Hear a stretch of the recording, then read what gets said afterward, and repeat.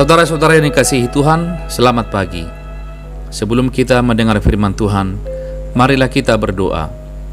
Kasih karunia dan damai sejahtera dari Tuhan Allah kita, Anaknya Yesus Kristus, dan Roh Kudus. Amin. Firman Tuhan bagi kita hari ini tertulis dalam kitab Yesaya pasal 61 ayat 1. Roh Tuhan Allah ada padaku, oleh karena Tuhan telah mengurapi aku.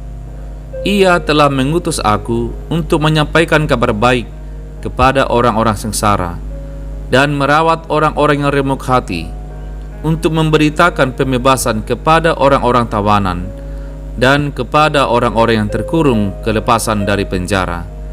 Demikian firman Tuhan.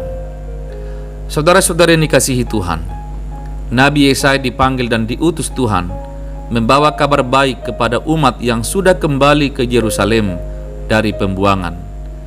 Berita keselamatan ini disampaikan pada umat Israel yang kondisinya pada saat itu berada dalam kondisi berputus asa, tidak mempunyai harapan untuk masa depan yang lebih baik.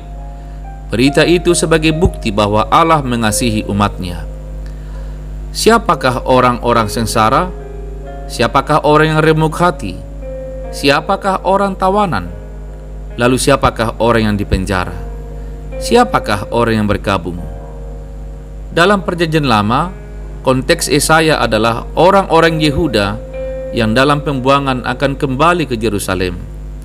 Dalam artian lebih luas, kita semua, saya dan saudara, adalah orang-orang yang sengsara dan tawanan. Yesus sebagai yang diurapi Allah datang ke tengah-tengah dunia ini, membebaskan kita dari kesengsaraan, merawat hati kita yang remuk karena penderitaan-penderitaan di dunia ini. Dengan kematian dan kebangkitan Yesus, kita dibebaskan dari tawanan dan penjara dosa dan kematian. Dia hadir untuk menghibur kita, sehingga masa perkabungan kita berakhir digantikan dengan masa-masa sukacita, masa yang penuh pengharapan bagi anak-anak Allah. Sebagai orang-orang yang dikasihi Tuhan, saat ini kita dipanggil untuk memberitakan tahun rahmat Tuhan kepada orang-orang di sekeliling kita. Saat ini sangat mendesak untuk kita hayati, renungkan, dan kita menanyakan kepada diri kita sendiri, apakah kita sudah melakukan tugas panggilan tersebut? Memberitakan tahun rahmat Tuhan, menyampaikan kabar sukacita bagi orang-orang sengsara, orang yang berduka, membebaskan orang yang tertawan dan terpenjara, adalah tugas yang sangat mendesak yang perlu kita respon dengan sungguh-sungguh melalui perbuatan nyata dalam hidup kita. Saudara-saudari, meskipun kita mendapatkan peran penting menyaksikan ataupun menyampaikan kabar baik ke dunia ini, namun yang memprakarsai dan aktor utama tetaplah Tuhan Yesus dengan segala otoritasnya, karena Dia sendirilah kabar baik itu. Karena itu, hendaklah kesaksian kita dilakukan dengan kerendahan hati dan meninggikan Tuhan Yesus, Sang Juru Selamat kita. Saudara-saudari, inilah isi hati Tuhan, dan inilah misi Tuhan ke tengah-tengah dunia ini: memperhatikan, menolong, mengangkat segala kesengsaraan dan penderitaan kita. Tuhan tidak menginginkan kita dalam kesengsaraan dan penderitaan. Ketika itu terjadi, Tuhan akan datang melawat kita, memulihkan kita, membawa kita kepadanya, dan memberi kita jalan dan keselamatan.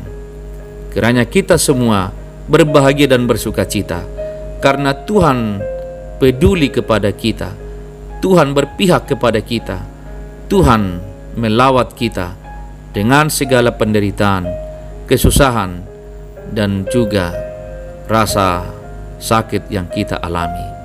Dipulihkanlah kita semua, dibawanya kita kepadanya, dan dimerdekakanlah kita dari segala tekanan dan diskriminasi dunia ini. Amin. Marilah kita berdoa. Bapa Tuhan kami, terima kasih atas firman-Mu.